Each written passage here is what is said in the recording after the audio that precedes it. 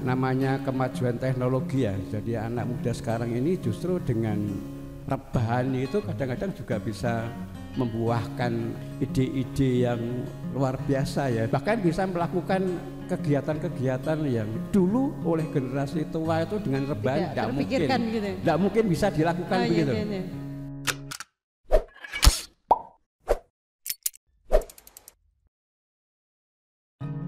Assalamualaikum warahmatullahi wabarakatuh.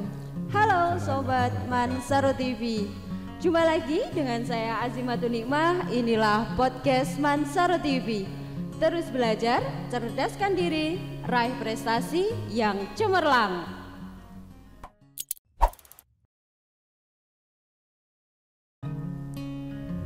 Baik, Sobat Mansaro TV, pada kesempatan kali ini kita kehadiran tamu spesial, yakni Bapak Suprapto STD. Assalamualaikum Bapak. Waalaikumsalam warahmatullahi wabarakatuh.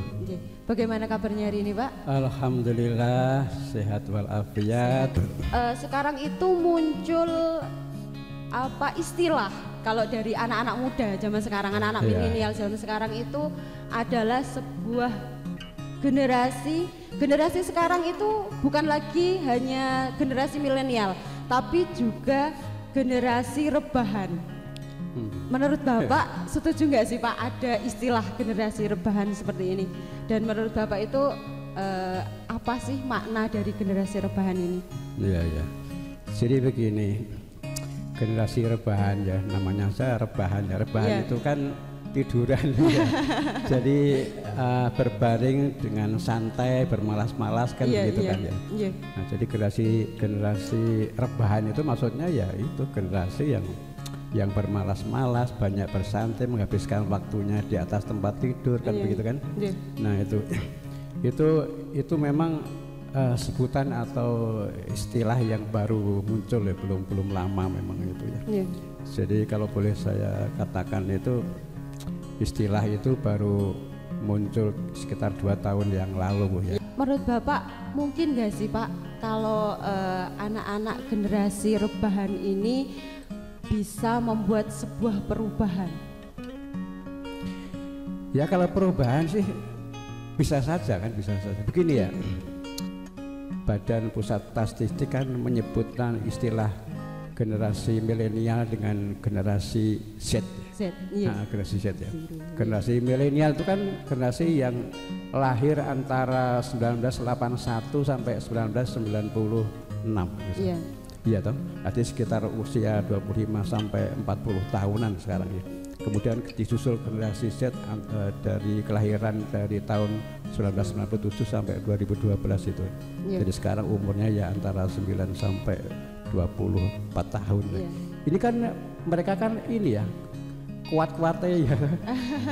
Jadi punya kemampuan yang hebat gitu ya. Artinya kemampuan untuk produktif, tenaganya, fisiknya, pikirannya dan sebagainya itu kan kekuatannya kan luar biasa kan seperti itu ya. Jadi sangat besar gitu ya. Nah, kemungkinan di dalam mereka ini generasi milenial dan generasi Z ini di dalam bekerja, di dalam melakukan aktivitasnya itu yang sekian banyak itu, itu kan ada kemungkinan kalau tidak hati-hati kan, tidak diwaspadai kan bisa menimbulkan apa istilahnya ya, burn out begitu, burn out ya. Jadi bisa meledak lah itu, itu bisa kalau tidak direhat, diistirahatkan gitu ya. Perlu waktu untuk rehat, untuk istirahat, untuk menenangkan, untuk apa ya? Jadi jeda begitu merilekskan. Nah, jadi merilekskan ketegangan dan sebagainya itu kan sangat diperlukan ya. Kadang-kadang juga ya namanya kemajuan teknologi ya. Jadi anak muda sekarang ini justru dengan rebahan itu kadang-kadang juga bisa membuahkan apa ya, ide-ide yang luar biasa ya dengan melalui ya atau dengan rebahan itu dia bisa apa ya menemukan bahkan bisa melakukan kegiatan-kegiatan yang dulu oleh generasi tua itu dengan rebahan tidak mungkin bisa dilakukan begitu. Sekarang itu dengan apa ya, dengan sebuah handphone apa gadget di tangan itu kan mereka melakukan apapun bisa dilakukan ya. Jadi dengan kegiatan apa belajar, kegiatan menuntut ilmu, kegiatan apa namanya, bahkan sampai kegiatan bisnis gitu. Itu bisa dilakukan yang dulu tidak bisa dilakukan tidak terpikirkan oleh orang tua. Nah seperti itu. Jadi bahkan saya dengar beberapa waktu yang lalu itu ada informasi ya, ada mahasiswa misalnya yang mendapatkan apa beasiswa studi ke luar negeri itu bahkan itu padahal dia hobinya itu rebahan. Bahkan ada lagi yang lulusan perguruan tinggi negeri terkemuka itu di Indonesia itu hobinya rebahan, tapi dia lulus dengan predikat cum laude. Kan hebat itu. Nah, jadi kita harus lihat dulu gitu loh, rebahannya kayak apa gitu kan. Kalau rebahannya memang cuman bermalas-malas, yang stereotip negatif itu kan yang apanya, yang serba ingin instan gitu ya, yang tidak mau kerja keras ya, yang kemudian apa namanya, sukanya hasil tapi nggak mau berproses ya dan sebagainya seperti itu kan. Nah, jadi serba instan, nggak punya target hidupnya, pokoknya semaunya gitulah. Kalau begitu memang ya bukan itu rebahan yang nggak baik, yang nggak bisa menimbulkan perubahan ya. Jadi kalau ingin berubah ya memang nggak bisa ya perubahan itu dilakukan dengan membenamkan diri di kasur terus menerus, kan nggak mungkin harus ada maksudnya action lah jadi kan banyak hal ya, memang banyak hal yang bisa dikerjakan dengan rebahan, tapi kan hampir semua yang bisa dikerjakan dengan rebahan itu bisa juga dilakukan tanpa harus rebahan terus menerus gitu loh. Nah itu masalahnya. Jadi kapan harus rebahan ya, kapan harus tidak rebahan dan sebagainya itu harus dipahami betul. Kalau ingin kita melakukan perubahan, tidak generasi rebahan tapi agen perubahan. Berarti harus pintar-pintar untuk memanajemen diri gitu Pak? Iya, harusnya begitu. Jadi banyaklah tadi misalnya beberapa apa ya solusi atau beberapa tips mungkin gitu ya, bagaimana supaya generasi muda itu bisa apa ya memanfaatkan kegiatan rebahan itu untuk hal-hal yang positif dan sebagainya. Karena memang manfaat rebahan itu ya antara lain kan bisa menimbulkan, bisa menenangkan pikiran dan sebagainya, kan bisa mengurangi stres dan sebagainya. Tapi kalau terlalu juga tidak terlalu baik juga Pak ya. Kalau kebanyakan rebahan ya secara fisik ya mungkin ada pengaruhnya juga, misalnya karena otot-otot yang seharusnya bergerak dalam jangka waktu lama tidak digerakkan itu kan bisa berpengaruh juga kemudian. Soalnya biasanya juga kita tuh tidak terasa gitu Pak, setelah aktivitas dari mana terus kemudian kita masuk kamar ada kasur terus lihat handphone, tiba-tiba 2 jam kemudian sudah jam segini ternyata karena mungkin terlalu asiknya rebahan atau bagaimana seperti itu. Iya, lebih parah lagi kalau yang dilihat itu cuman game-game online terus yang nggak bisa menghentikan itu, yang terus seperti itu kan parah. Apalagi kemudian dengan rebahan itu juga bisa menimbulkan kebiasaan-kebiasaan yang kurang baik ya, misalnya masalah pola makan, gitu, pola makan, pola tidur dan sebagainya. Itu kan jadi berpengaruh juga ya. Biasanya kalau orang rebahan itu kan suka ngemil ya.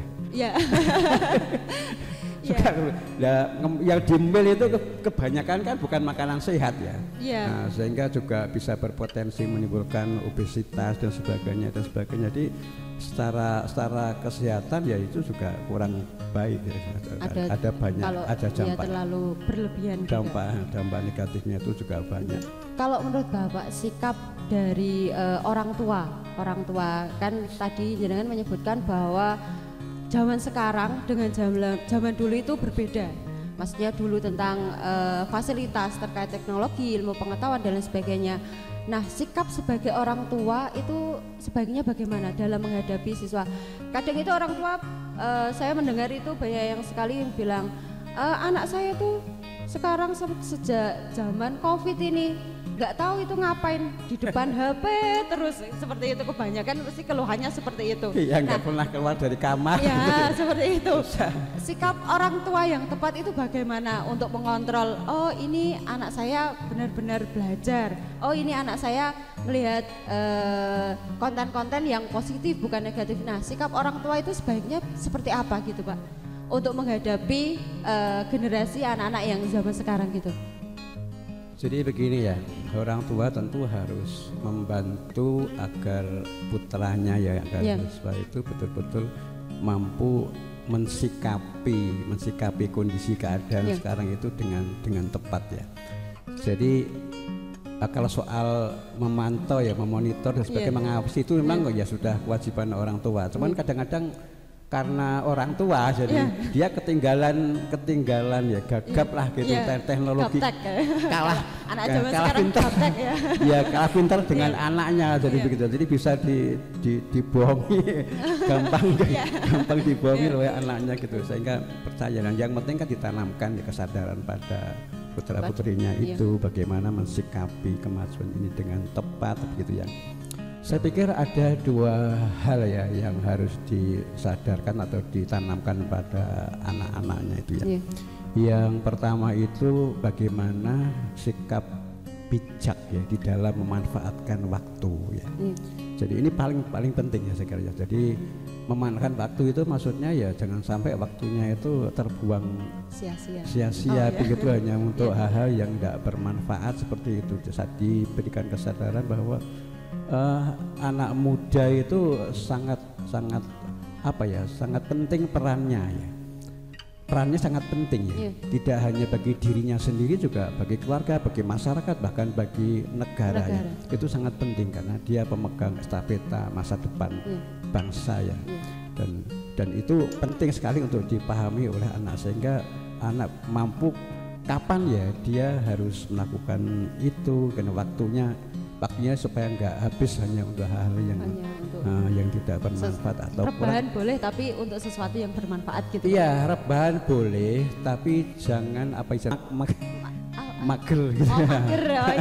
Sekarang kan jangan mager malas bergerak begitu lah, seperti itu ya.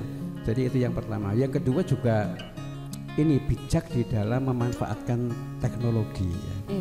Jadi itu juga harus diberikan pemahaman bahwa dengan kemajuan teknologi itu memang ada banyak manfaatnya. Itu kalau kita bijak menggunakan teknologi itu ya, seperti dengan media sosial dan sebagainya itu yang banyak sekali itu. Tapi kalau kita tidak hati-hati kan kita justru bukan manfaat nanti yang kita peroleh ya, kan tentu mudorotnya lebih banyak sehingga ya seperti itu. Akibatnya juga nanti anak itu sendiri yang akan menerima akibatnya dalam jangka waktu yang panjang ya. Untuk kedepannya. Untuk kedepannya ya, baik dari sisi mungkin masa depan ekonominya, masa depan kehidupannya dan sebagainya, semuanya kan bisa terpengaruh oleh aktivitas dia sekarang itu dan kebiasaan-kebiasaan. Soalnya kalau sudah menjadi kebiasaan ya, itu merubahnya susah sekali ya. Kemudian mungkin apa ya? Dari kondisi yang sekarang ini tentang generasi muda itu memang bagaimana ya supaya generasi muda itu bisa mensikapi kondisi ini ya, kemudian menatap masa depan itu dengan lebih baik ya. Jadi selain yang tadi saya sampaikan itu, dia mampu secara bijak memanfaatkan waktunya dan mampu juga secara bijak memanfaatkan kemajuan teknologi itu dengan sebaik-baiknya ya. Juga tentu harus selaku generasi muda ya, generasi muda itu memahami bahwa peran dia itu sekecil apapun itu sangat diharapkan oleh masyarakat, oleh bangsa ini begitu ya. Karena kita akan punya tujuan bangsa kita kan tujuan yang sangat besar gitu ya, dan itu banyak tergantung pada mereka ya. Nah, apalagi kalau kita ingat ya bahwa Rasulullah kan juga mengingatkan itu. Artinya terutama jangan hidup malas, jangan bermalas-malas dan sebagainya. Kemudian supaya kita pandai memanfaatkan masa muda ini sebelum datang masa tua dan sebagainya. Itu kan sebetulnya mengingatkan ya generasi muda ya, supaya tidak lalai dengan kepemudaannya itu seperti itu ya. Kemudian juga apalagi kalau malasnya itu kemudian sampai kepada malas beribadah misalnya. Nah itu kan lebih parah lagi gitu. Sehingga harus banyak berdoa, harus banyak beristighfar dan sebagainya itu untuk mensikapi kemalasannya itu supaya bisa dihindari dan tepat memanfaatkan kemalasannya tadi itu. Nah, saya kira itu ya. Akhirnya saya di sini Azimatun Hikmah pamit undur diri, tetap di podcast Mansaro TV. Terus belajar, cerdaskan diri, raih prestasi yang cemerlang. Wassalamualaikum warahmatullahi wabarakatuh.